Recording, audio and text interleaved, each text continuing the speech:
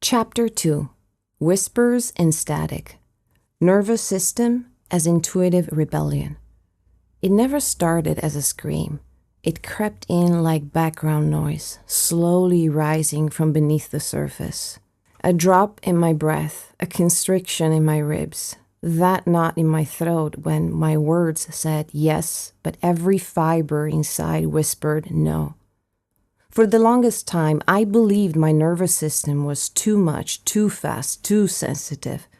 I call it living in 2025, floating burnout. Not my best day, I used to say, setting aside for better days to deal with. It was really the beginning of the claim, an internal rebellion. It was subtle, but relentless and quietly insisting. This pace, this person, this job, it isn't mine. I was trained to breathe through the discomfort, to smile in an iron suit, and to keep going no matter what.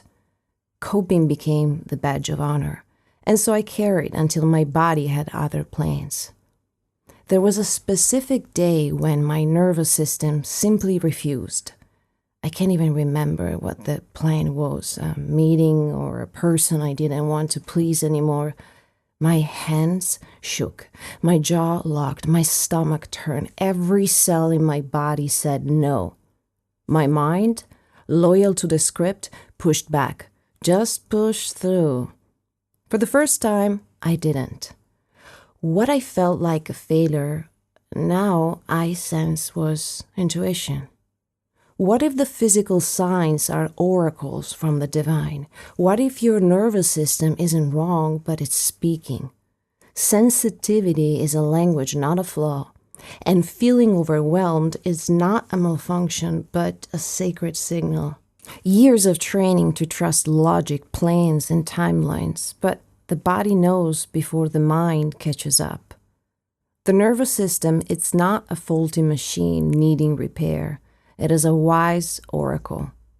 Think of it as a compass, a subtle yet fierce guiding light pointing you back to yourself. There are still days when I try to perform calmly. It usually happens when I find myself talking politely while my heart cries and my palms sweat.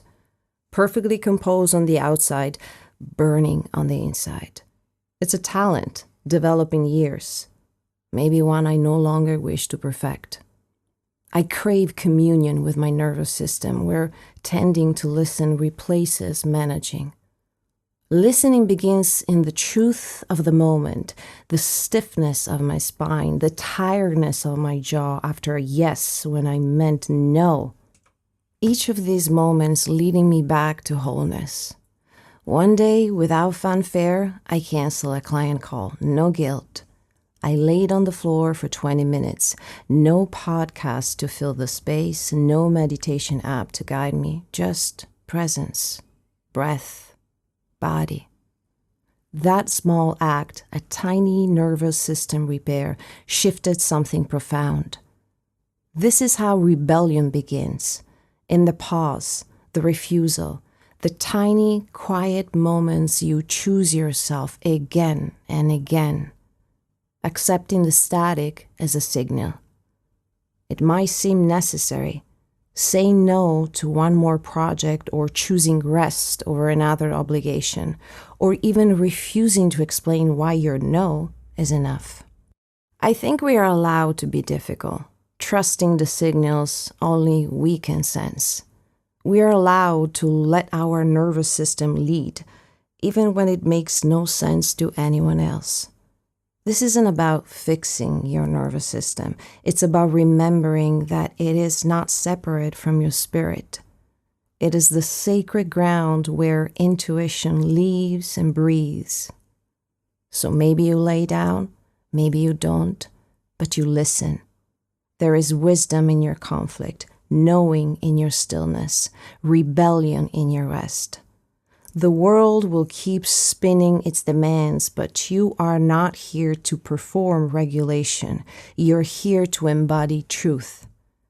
And sometimes that truth will shake, sometimes it will roar, and sometimes it will whisper, gently and persistently beneath the static. You're not broken. You're receiving the signal. Listen.